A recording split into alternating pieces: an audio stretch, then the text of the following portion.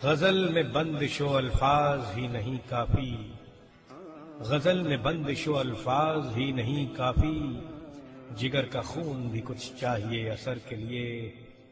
हमसे पूछो कि गजल क्या है, गजल का फन क्या, चंद लफ्जों में कोई आग छुपा दी जाए।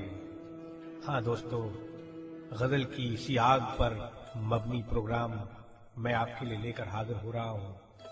प्रोग्राम शाम गजल में, जो आप सुन सकते हैं हर फ्राइडे रात 10 से 11 रेडियो उड़ान पर। शाम गजल सुनना न भूलिए, रेडियो उड़ान पर फ्राइडे रात 10 से 11 आरजे सैफ के साथ। सुनते रहिए और एंजॉय कीजिए रेडियो उड़ान। आए भुलाते भुलाते।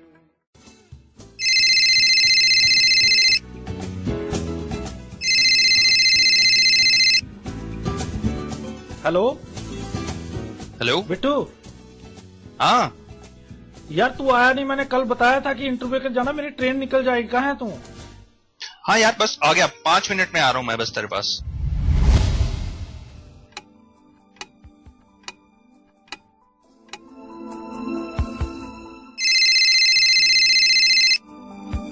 हेलो। हाँ यार बिट्टू 5 मिनट रह गए, मेरी ट्रेन निकल जाएगी। कहाँ है तू? बस यार बाहर ही हूँ, आ रहा हूँ तू बस वेट कर, आ गया मैं।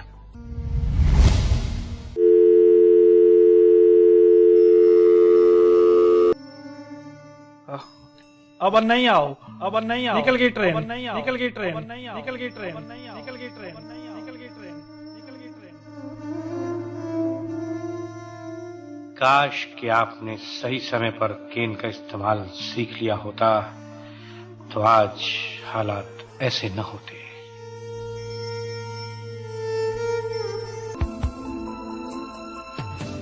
इसीलिए दोस्तों, कीजिए केन से दोस्ती, क्योंकि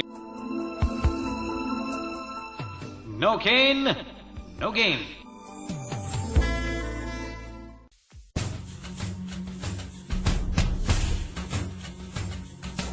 मुद्दे जो बात करे हमारे समाज के हित की। जिसकी बहुत लिमिटेड मोबिलिटी है, उसको कोई अब्यूज करे, वो भाग के या दौड़ के खुद के बचाव में जाएगा भी वहां। सो इस तरह से कई वजह हो सकती हैं। एक्सपर्ट्स की बातें जो छुए हमारे दिल को। ये निश्चित है कि मानसिक स्तर पर दृष्टिबाधित लोग बहुत सशक्त होते हैं और इतनी सरलता से हार नहीं मानते। जी हाँ दोस्तों, मैं दानिश महाजन बदलते दौर में रखूंगा एक नजर अपने समाज की तमाम गतिविधियों पर। तो सुनना मत भूले बदलता दौर, मेरे साथ हर रविवार 9 से 10 और पुनः प्रसारण सोमवार 4 से 5, सिर्फ और सिर्फ रेडियो उड़ान पर।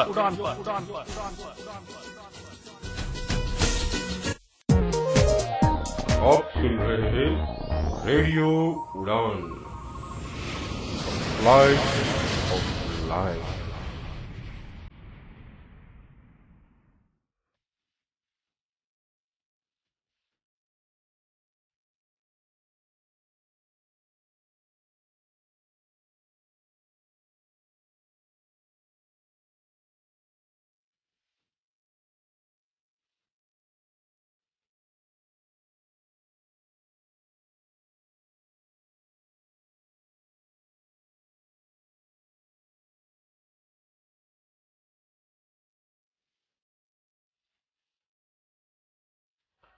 जी हाँ दोस्तों, नमस्कार, आदाब, सत श्री अकाल। क्या हाल चाल है आप सबके? उम्मीद है कि तमाम रेडियो उड़ान के लिसनर खुश होंगे, खुशहाल होंगे और खुशियां बांट रहे होंगे। मैं दानिश महाजन एक बार फिर से आपका स्वागत करता हूं प्रोग्राम एक मुलाकात में। जैसा कि एक मुलाकात की मुहिम के दौरान हमारा प्रयास रहता है आपको तमाम उन पर्सनैलिटीज से मिलाया जाए जिन्होंने अपने करियर में अचीव किया है और वो हमें इंस्पिरेशन देते हैं, मोटिवेशन देते हैं निरंतर आगे बढ़ने की। और एक थॉट मुझे याद आता है कि adversity is the prosperity of a greatest man. तो ये थॉट हमारी आज की पर्सनैलिटी पर बिल्कुल अप्लाई होता है। आज की जो हमारे साथ पर्सनैलिटी हैं वो बहुत खास हैं और बहुत सारे लोग उन्हें जानते हैं और बहुत सारे लोगों के मुझे फ़ोन आए कि हम इनसे कैसे बात करें, आप कब हमें इनसे मिला रहे हैं। तो आज हम बिल्कुल आपको मिला रहे हैं। आपने जो हमें सुजेस्ट की पर्सनैलिटी, जो हमारे नज़रों में भी बिल्कुल एक लंबे अरसे से थे, तो आज हमें उनके साथ मौका मिल रहा है इंटरव्यू करने का।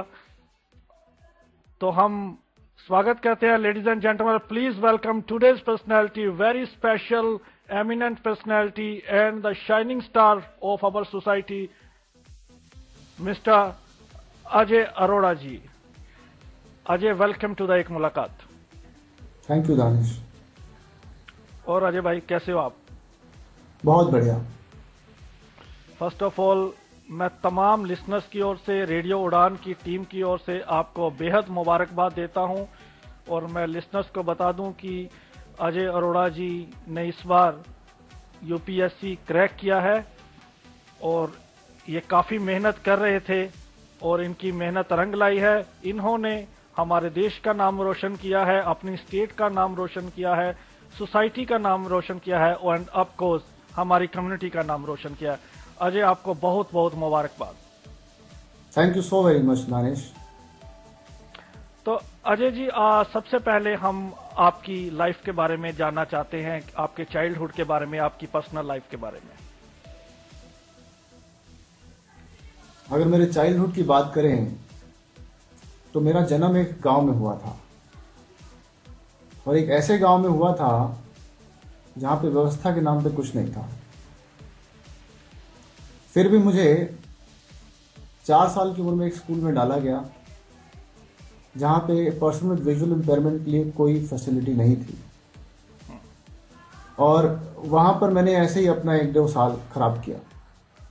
जैसे मैं आपको एग्जांपल दूं कि टीचर्स मेरी कॉपी के ऊपर होमवर्क लिखा करते थे कि ये असाइनमेंट आपको अगले दिन घर से करके लाना है और मैं अगले दिन वही कॉपी वैसे के वैसे ही क्लास में लेके जाता था और टीचर भी मुझे कभी नहीं बोलती थी कि आपने असाइनमेंट क्यों नहीं किया। और ताज्जुब की बात है कि ऐसे चलते चलते कई सारे महीने बीत गए। तो एक बार मेरे पापा ने देखा कि लड़का कोई काम नहीं कर रहा है, स्कूल में जाता है लेकिन फिर भी पढ़ाई नहीं करता है, तो उनको समझ में आया कि इसकी पढ़ाई ऐसे नहीं हो सकती है। मेरे पापा एक बिजनेसमैन थे, उन्होंने पूरा हिंदुस्तान घूमा, एक ऐसे स्कूल की तलाश की जिसमें एक ब्लाइंड व्यक्ति का एडमिशन कराया जा सके। और उस जमाने में इंटीग्रेटेड एजुकेशन के नाम पे कुछ नहीं था।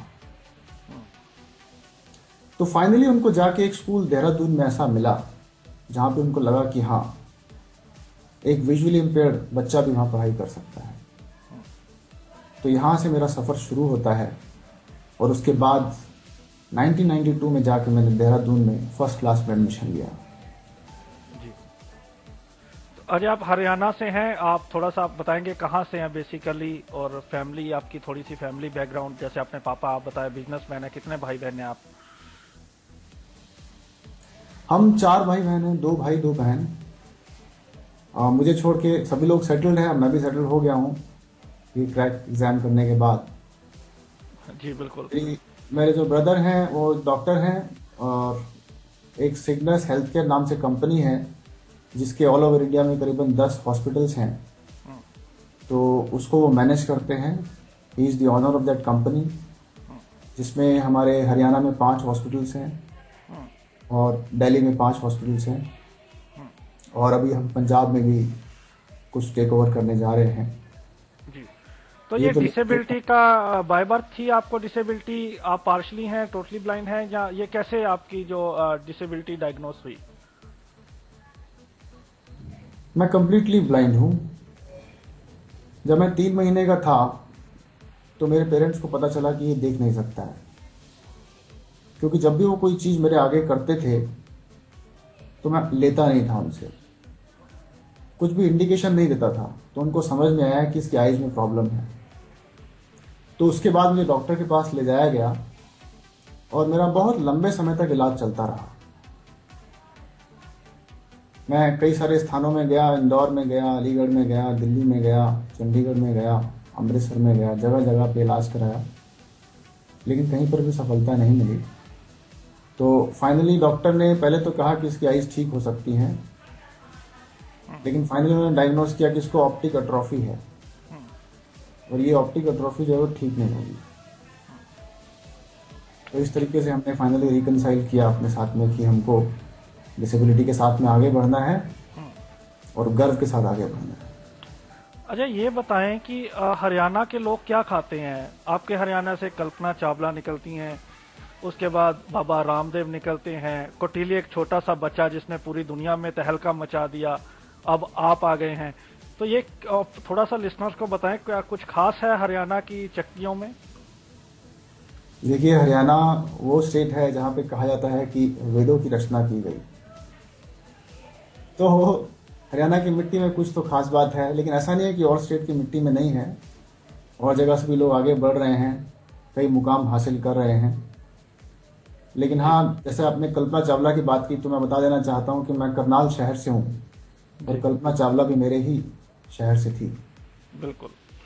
और कल्पना चावला का मुझे बचपन में एक बहुत ही इम्पोर्टेंट कोट मेरे टीचर ने बताया था कि कल्पना चावला जब स्पेस में थी तो उन्होंने कहा, you are nothing but your intelligence. तो वो बात बहुत सही है उसके टाइम पे। एग्जैक्टली। तो अजय, एक आप गांव से आते हैं, पहले आपको जब आप स्कूल गए तो वहां पर डिमोरलाइज हुए, फिर एक गांव से आके एक स्ट्रगल करते हुए फिर आप एक स्कूल को ढूंढते हैं, आपके पापा। उसके बाद अजय, जो इंडिया की सबसे बड़ी पोस्ट मानी जाती है, उसको उसकी ओर बढ़ना, मतलब आईएएस कैसे सोचा आपने कि आपको सिविल सर्विसेज की तैयारी करनी है?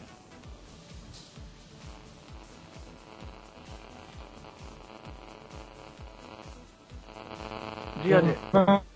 क्लास 3 में था तो एक बार मेरे टीचर ने मुझसे पूछा कि आप लाइफ में क्या करना चाहते हैं, आप लाइफ में क्या बनना चाहते हैं। तो उस वक्त मेरे पास कोई जवाब नहीं था। टीचर ने बोला कि क्यों ना तुम सिविल सर्वेंट बन जाओ। तो मैंने कहा ओके सर। जब मैं 5th क्लास में आया तो उसी टीचर ने मुझसे दोबारा पूछा कि आप क्या बनना चाहते हैं। तो मेरा जवाब था, सर मैं सिविल सर्वेंट बनना चाहता हूँ। तो उसने पूछा, तुम्हें पता भी है कि सिविल सर्वेंट क्या होता है और वो कौन होते हैं? मैंने बोला नहीं सर, मुझे तो नहीं पता। तो उन्होंने बोला, जो कलेक्टर होता है, डिस्ट्रिक्ट कलेक्टर होता है, वो एक सिविल सर्वेंट होता है। तो ये जर्नी वहाँ से शुरू होती है। उसके बाद मैंने लोगों से पूछना शुरू किया कि कैसे सिविल सर्विसेज की प्रिपरेशन की जा सकती है, कौन सी वो किताबें हैं, कौन सा वो मटेरियल हैं जिनको पढ़ के हम सिविल सर्विसेज की परीक्षा क्रैक कर सकते हैं। और फाइनली जब मैं दिल्ली यूनिवर्सिटी में आया, हिंदू कॉलेज में मैंने एडमिशन लिया, वहाँ पे मैंने अपनी ग्रेजुएशन की, तो मुझे कई ऐसे लोगों से मिलने का मौका मिला जो कि बहुत पहले ही सिविल सर्विसेज का मुकाम हासिल कर चुके थे। और हमारे हिंदू कॉलेज में एक बहुत खास बात ये थी कि हर 15-20 दिन में एक सेमिनार कराया जाता था, एक पब्लिक टॉक कराई जाती थी, जिसमें किसी अलुमनाई को, किसी सेलिब्रेटेड पर्सनालिटी को बुलाया जाता था जो हमारे कॉलेज से पढ़ के गए हुए हैं। तो उसी दौरान मुझे कई ऐसी पर्सनालिटी से रूबरू होने का मौका मिला जो सिविल सर्विसेज जैसे कई मुकाम जिंदगी में हासिल कर चुके थे। तो ऐसे करते करते मेरा सफर जारी रहा, तो फाइनली आज मैं यहाँ पे। अजय, आपने एमफिल की है, आप लेक्चर भी देते हैं, आपने गेस्ट लेक्चर भी देते रहे हैं आप। तो आप, मैं अजय की आपको एक और स्पेशलिटी बता दूं कि जिस चीज़ के पीछे पड़ जाते हैं उसको इतनी जल्दी छोड़ते नहीं है।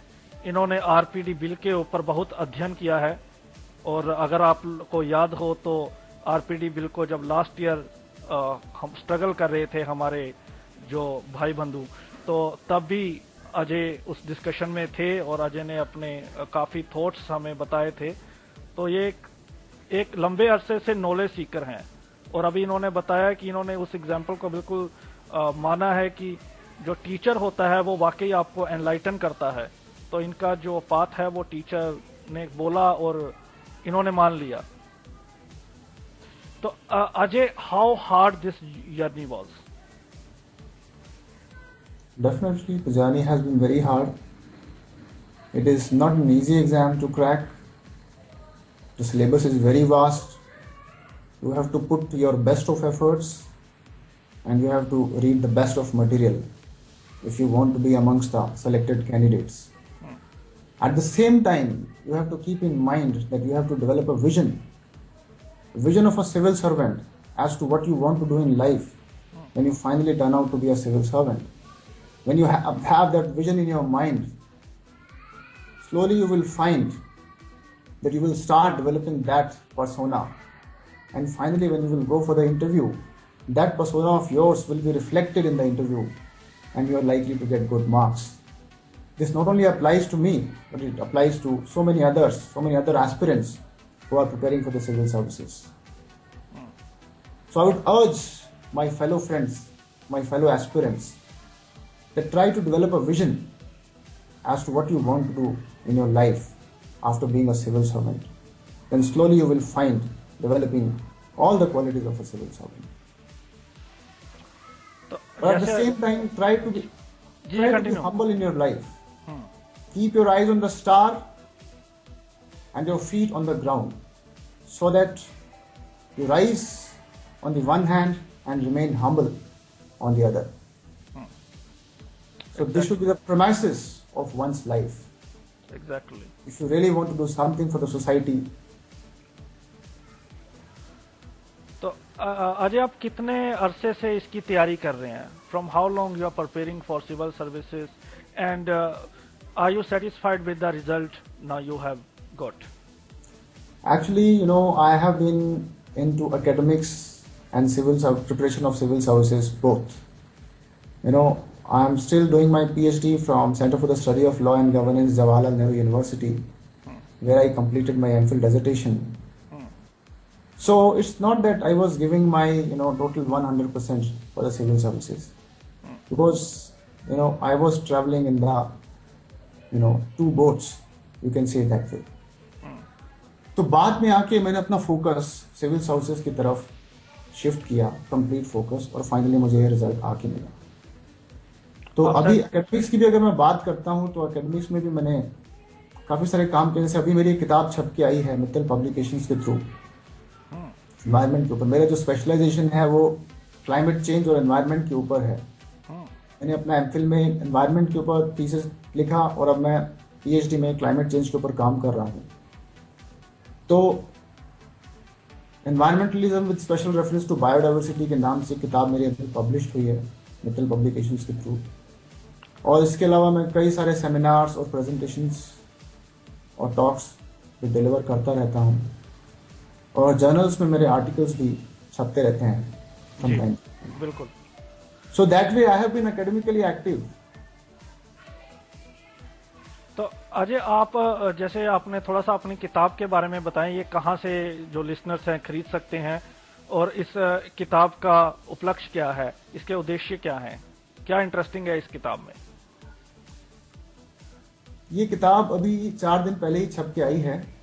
तो अभी ऑथर कॉपीज मेरे पास आनी है. अभी 1 कॉपी आई है मेरे पास में, अभी 20 कॉपीज मेरे पास और आनी है. मार्केट में आने में इसको अभी 2 से 3 महीना लग जाएंगे. जहाँ तक इस किताब की बात है, तो इस किताब में मैंने एनवायरनमेंट से रिलेटेड जो हमारे कंसर्न्स हैं, जो स्कॉलरली वर्क हो चुका है और लोगों को पता नहीं है, उन सब चीज़ों को मैंने इसमें मेंशन किया है. और स्पेशली मैंने विमेन ऑथर्स को बहुत ज़्यादा प्रेफरेंस दिया है इसमें. जैसे वंदना शिवा इंडिया से, Rachel Carson from USA, Wangari Maathai from Kenya. अगर हम वंदना शिवा की बात करें तो उन्होंने इंटेलेक्चुअल प्रॉपर्टी राइट्स के ऊपर बहुत काम किया है, पेटेंट राइट्स के ऊपर बहुत काम किया है, काफ़ी सिग्निफिकेंट रोल प्ले किया है उन्होंने. जैसे WTO में उन्होंने कई केसेस फाइल किए हैं और फाइनली वो जीती भी हैं. तो उनके कंट्रीब्यूशन को मैंने इसमें दिखाया है. ऐसे ही हम रिचल कार्सन की बात करते हैं तो उन्होंने पेस्टिसाइड्स के यूज से कौन कौन सी समस्याएं हमको हो रही हैं, कैसे लोग मैलिग्नेंट ट्यूमर और कैंसर से ग्रसित हो रहे हैं, कैसे केमिकल कंटेमिनेशन हमारे वाटर को पोल्यूट कर रहा है. उनका पूरा एक केस स्टडी है, साइलेंट स्प्रिंग नाम से उनकी किताब है. तो वो और उनकी दूसरे जो वर्क है उनको स्टडी करके मैंने उनके कंट्रीब्यूशन को इसमें जगह दी है। इसके अलावा वंगारी मथाई जो कीनिया से हैं, उन्होंने ग्रीन बेल्ट मूवमेंट एनजीओ की स्थापना की थी और उस एनजीओ के थ्रू उन्होंने करीबन 30 मिलियन ट्रीज यानी 3 करोड़ पेड़ उन्होंने लगाए अफ्रीका के अंदर। तो इन सब चीज़ों को मैंने इस किताब में जगह दी है और कैसे हम एनवायरनमेंट के लिए और अलाइव हो सकते हैं, कंसर्न हो सकते हैं। आई रियली अप्रिशिएट अजय जो आपने ये एफर्ट्स किया, क्योंकि it is a very vast subject which you have picked up and you are not focusing only on disability, but rather than you are so aware of the climate change and other environmental problems. I think I met a very first person who is really concentrating on these things as well. So the complete credit goes to you. और अब थोड़ा सा listeners को ये बताएं कि सीधा disability sector से आपका इन्वायरमेंट की ओर झुकाव कैसे हुआ? You love our environment? Actually, when I was doing my PG, that time I had environment as one of the subjects, environmental history. So that time I was very much inspired by the teacher who was teaching this subject. So that's how I developed my interest in environment. And when I finished my PG in history, I thought that enough of history. Now let's shift to environment, as this is my interest also. And therefore I picked up this subject and wrote my MPhil dissertation on environment, and now I'm doing research on climate change, role of India in climate change politics, where I'm looking at how the differences between developing and developed world are being played out, and how the politics of climate change is turning out to be noisy, so that because of which we have not been able to reach to any sort of conclusion, and we are witnessing a kind of deadlock. And the problem of climate change still remains the same as it was 20 years ago. So all these things I am studying, and what is the role of India in this whole spectrum of climate change politics? जी, तो आपने इसमें, तो अब थोड़ा सा हम आते हैं अपने डिसेबिलिटी सेक्टर में, क्योंकि अब आप IAS बनने जा रहे हैं, तो आप डिसेबिलिटी सेक्टर में अब पहले से आप एक्टिव हैं, आप ज़्यादा हाइट लाइट होना पसंद नहीं करते, आप हिडन रह के काम करते रहते हैं, ज़्यादा नेम फेम के भागते नहीं हैं। क्योंकि ये मैं लिसनर्स को बता दूं कि अजय मेरे बहुत अच्छे दोस्त हैं, लेकिन बावजूद इसके ये यहाँ इंटरव्यू के लिए बहुत मुश्किल से मनाया इनको, क्योंकि इनको नेम फेम का ज़्यादा नहीं रहता, हिडन होके बहुत सारे काम करते रहते हैं ये।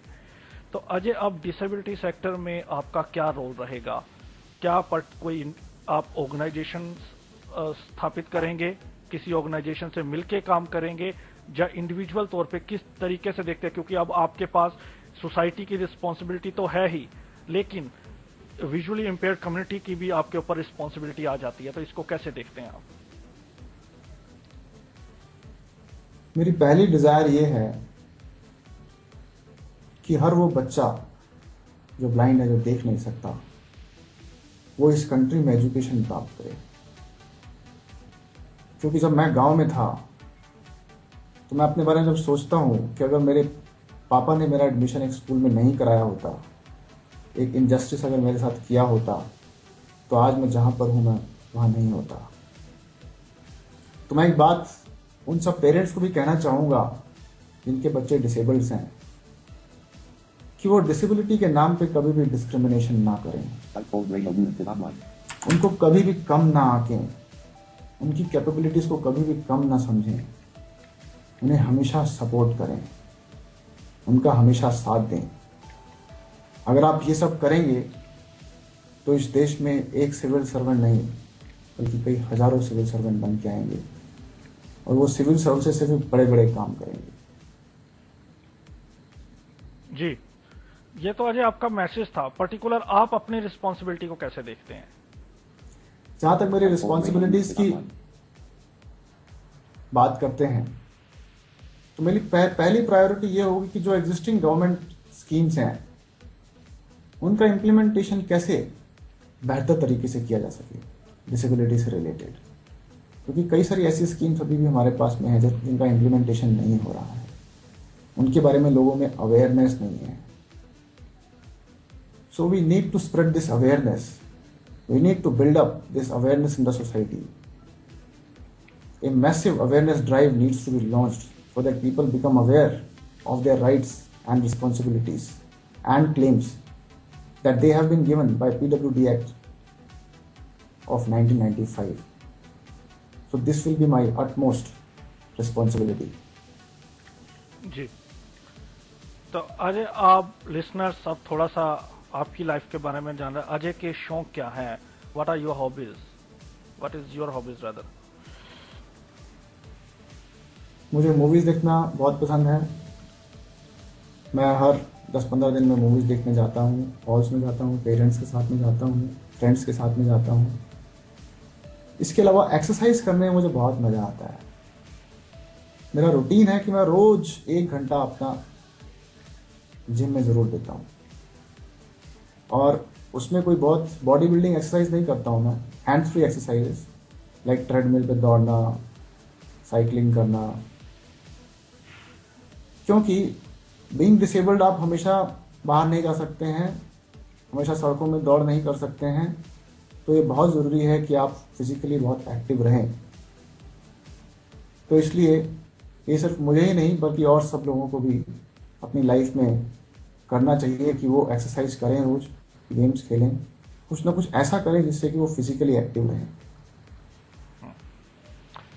तो अगर हम किसी रोल मॉडल की बात करें तो अजय आप कोई ऐसा इंडिविजुअल जिसको आप अपना रोल मॉडल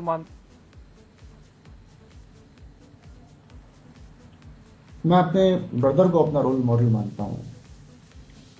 मेरा भाई आज जिस मुकाम पे है उसने अपनी लाइफ में बहुत स्ट्रगल किया है.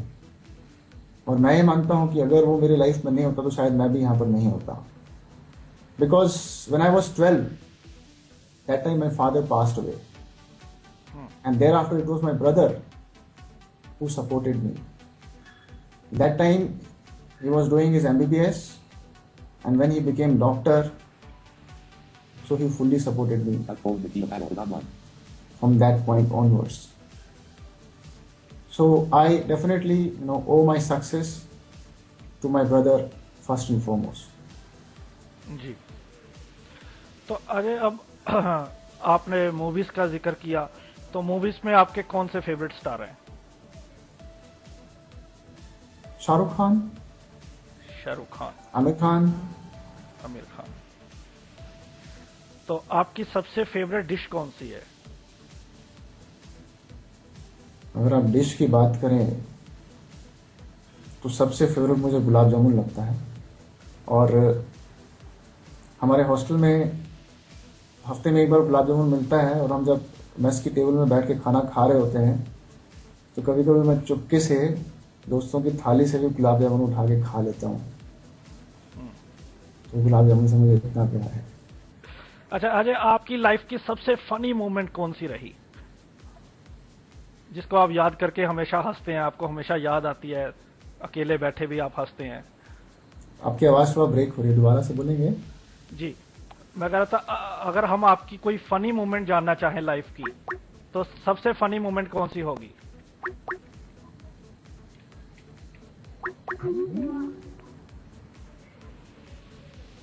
अगर आप सबसे फनी मोमेंट की बात करते हैं लाइफ की तो मैं जब दिल्ली मेट्रो शुरू हुई थी तो पहली बार जब मैं मेट्रो में गया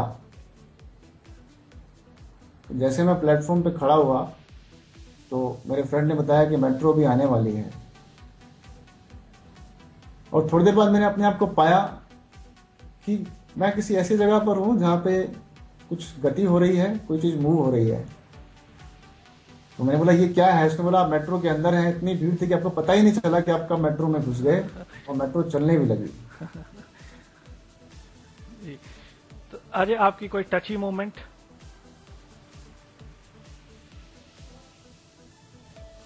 टची मोमेंट जब मैं यूपीएससी के इंटरव्यू से वापस आ रहा था, बाहर आ रहा था, तो चेयरमैन ने एक रिमार्क किया मेरे इंटरव्यू के ऊपर. चेयरमैन ने कहा कि the kind of persona that you have it takes a lot of efforts to build such a persona. So it was nice talking to a polished gentleman. That was really a touching moment for me. अब getting back to again subject थोड़ा सा disability sector में, तो अरे इस जो RPD bill है इसके ऊपर आपके क्या विचार हैं? देखिए, आरपीडी बिल के बारे में ज्यादा बात करना मुझे लगता है ठीक नहीं है, क्योंकि ये अभी प्रोसेस में है, अंडर कंसिडरेशन। बिल्कुल, अगर अपने ब्रीफली कमेंट देने हो तो कैसे देखते हैं आरपीडी बिल को आप डिसेबिलिटी सेक्टर के लिए?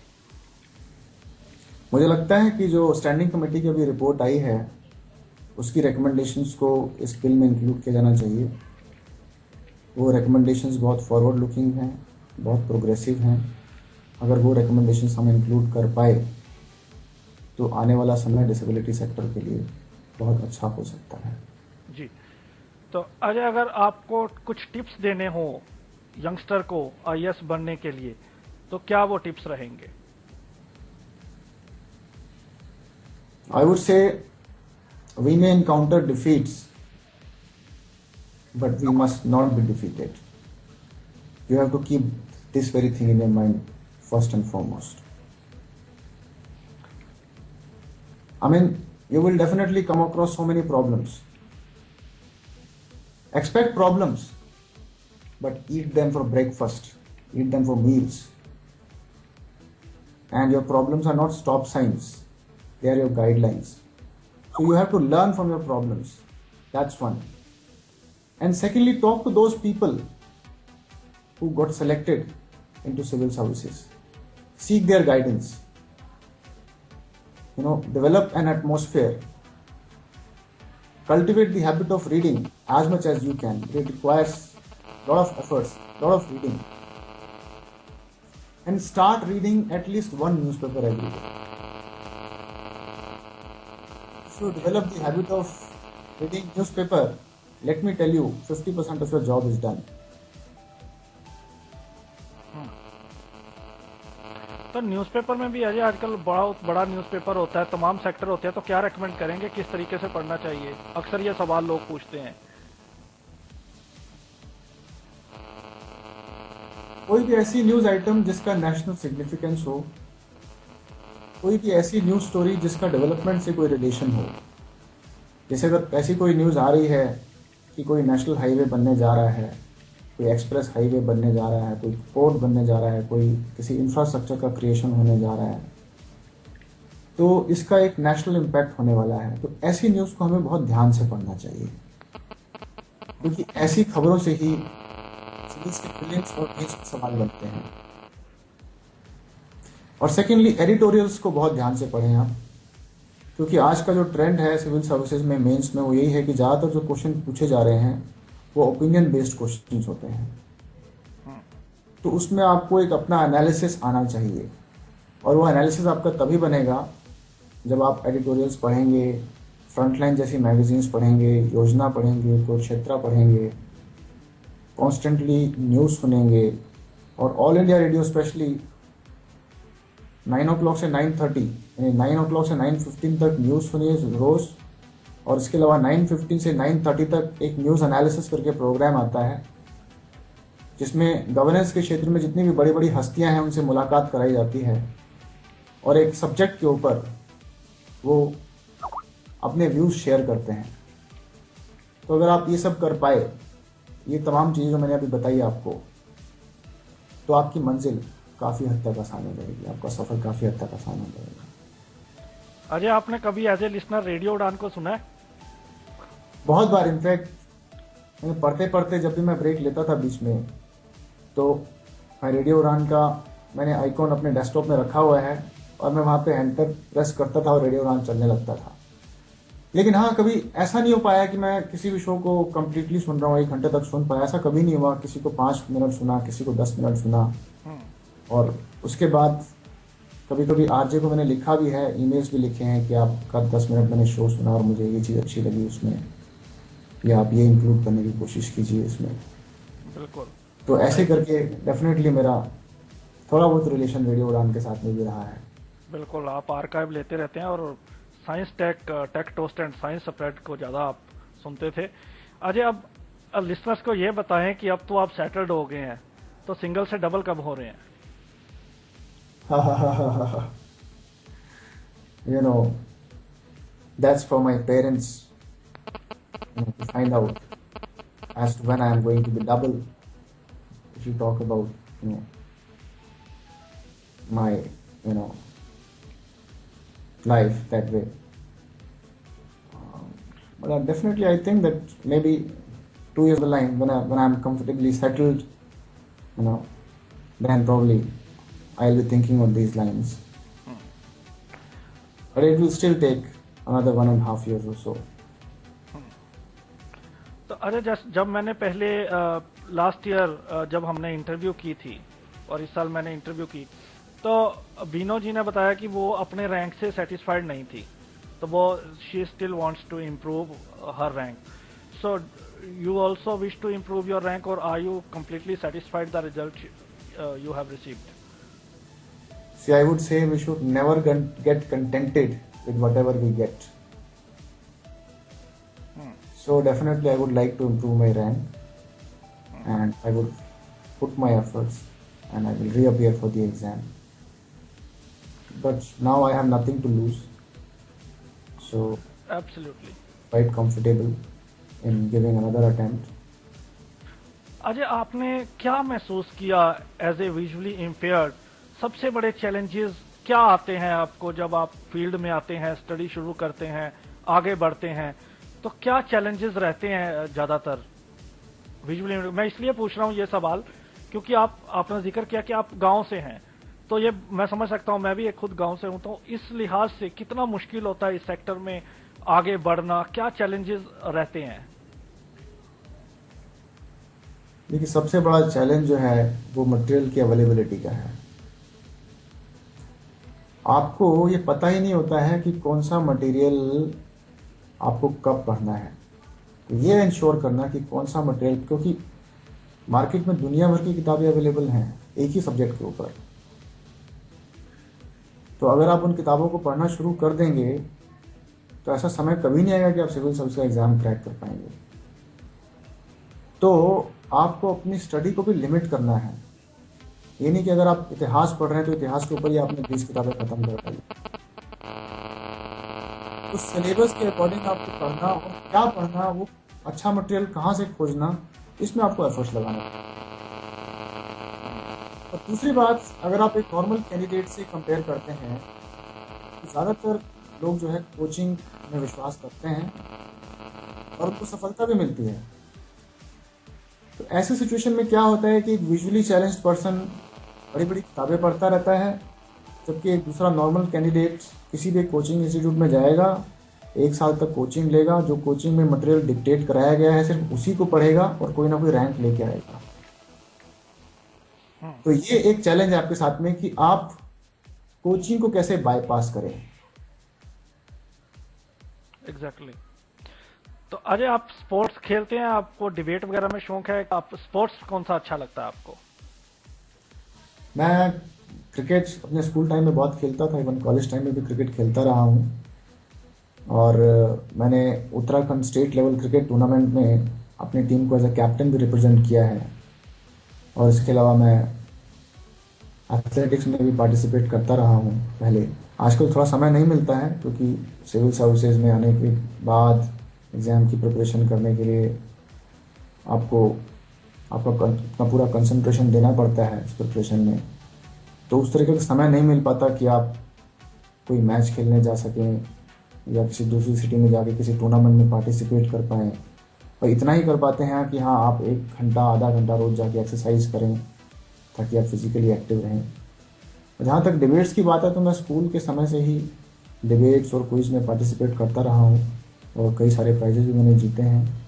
और जब मैं कॉलेज में आया तो मैंने NSS में भी काम किया, वुमेन डेवलपमेंट सेल में भी एज एन एग्जीक्यूटिव मेंबर मैंने काम किया.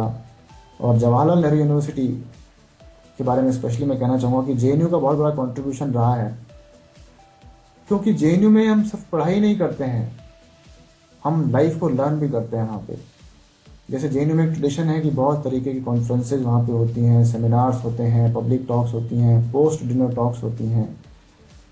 तो इन सब चीज़ों में मैं रेगुलरली जाता रहा हूँ, एक्टिव रहा हूँ, और उससे एक आपकी अंडरस्टैंडिंग बिल्डअप होती है, कंटेम्प्रेरी इश्यूज़ की अंडरस्टैंडिंग बनती है, और स्पेशली आपको इंटरव्यू में इन सब चीज़ों का काफ़ी फ़ायदा होता है। और क्योंकि कॉन्फ्रेंसेस में मैं जाना शुरू कर दिया, मैंने JNU में आने के बाद सेमिनार्स में मैंने जाना शुरू कर दिया, तो एक समय ऐसा भी आया कि मैं कॉन्फ्रेंस कोऑर्डिनेटर भी बना। मैंने कई सारे सेशन कोऑर्डिनेट किए, और मैंने ऑर्गेनाइजिंग टीम में बहुत बड़ा रोल भी प्ले किया है। सो दैट वे चीज़ों को कोऑर्डिनेट करना, वो सब मैं चीज़ें JNU में रह के मैंने सीखी हैं। लेडीज एंड जेंटलमैन, आज हम एक मुलाकात में बात कर रहे हैं हमारी कम्युनिटी के शाइनिंग स्टार, हमारे स्टार मिस्टर अजय अरोड़ा से, जिन्होंने इस साल UPSC एग्जाम को क्रैक किया है और आज हमारे साथ इस बेहद खास इंटरव्यू में बात कर रहे हैं। अजय, हमने आपका बहुत कीमती समय लिया, अब आप लिसनर्स को क्या मैसेज देंगे?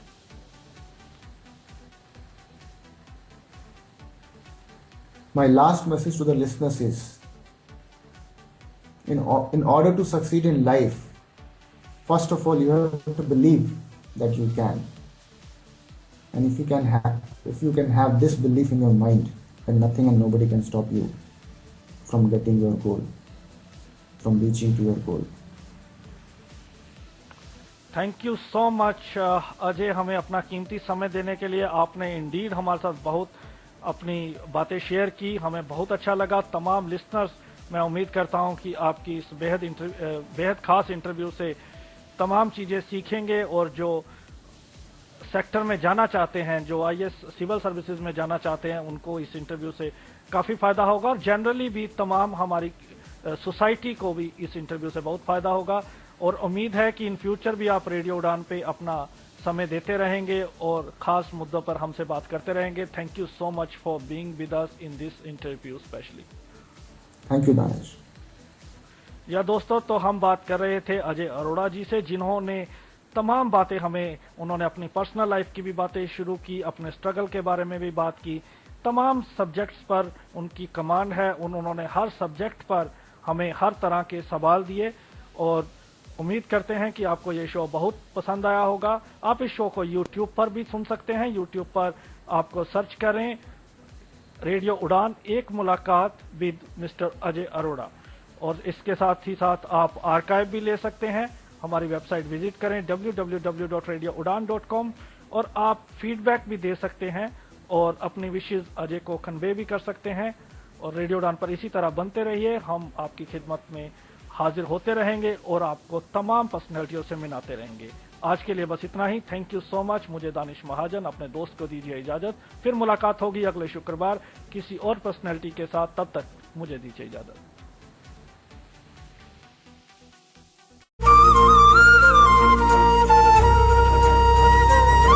स्कोर फाउंडेशन प्रस्तुत करते हैं नजरिया नजरिया। एक नई सोच को मिलके सोचे जरा, बस बदलना है जो बोलो, होगा वो क्या। नजरिया नजरिया नजरिया नजरिया नजरिया नजरिया नजरिया नजरिया।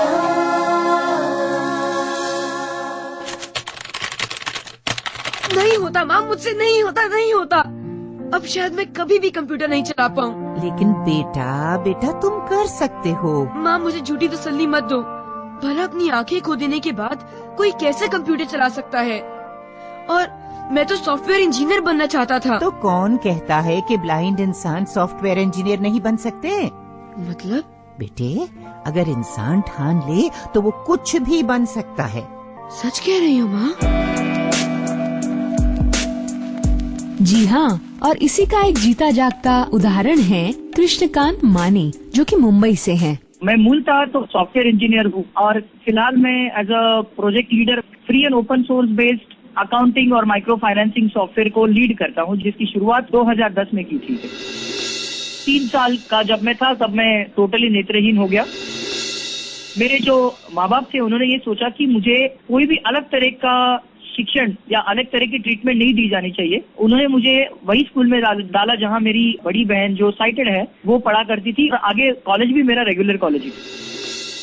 वही बोलते थे कि आप अच्छे पेरेंट्स हो, इसके बावजूद कि वो दृष्टिहीन है, लेकिन हम इसको नहीं रख सकते क्योंकि हमारे पास ऐसी कोई सुविधाएं नहीं है। मेरी माँ ने वो जिम्मेदारी उठा ली कि ऊपर जो मूलभूत सुविधाएं और जो तकनीक लगेगी वो मैं आपको मुहैया कराऊंगी, आप इसे एडमिट कर लीजिए। एक्चुअल टीचर्स होते हैं जो लैब में अपने साथ रहते हैं, अगर आप बता दो तो उनको प्रॉब्लम नहीं रहती। प्रॉब्लम कई बार मैनेजमेंट की होती है। एक नेत्रहीन विद्यार्थी को किस तरह सिखाना चाहिए, उसके लिए क्या अलग करने की जरूरत है। माँ किया करती थी, जो मेरे टीचर्स किया करते थे, आज वही मेरी पत्नी करती है। She drawers the things on my palm, और आपका पाम इतना सेंसिटिव टच के लिए होता है। अगर आपने वो कल्टीवेट किया हो सेंस ऑफ टच, हर एक इंसान में कल्टीवेट किया जा सकता है।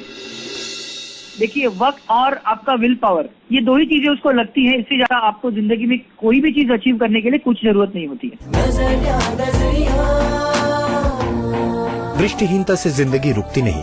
इससे जुड़ी किसी भी जानकारी के लिए डायल करें 011-460-70-380 या हमें मेल करें helpdesk@highway.org पे। ये है रोशनी का कारवां। Excuse me, ये BCom Honors first year class है? Yes. Hi, I'm Prem. Hi, I'm Asif. You'll have to touch my hand so that we can shake hands. मैं दृष्टिहीन हूँ। No problem. तुमने ब्लाइंड स्कूल में पढ़ाई की है? नहीं। So, do you follow blind cricket? Cricket का तो मैं दीवाना हूँ। You know, Dhoni is a rock star for me. तो बताओ, बॉलीवुड में तुम्हारा फेवरेट स्टार कौन है? सॉरी यार, मैं भूल गया। तुम मूवी कहाँ देखते हैं? ना ना, जरूर पूछो।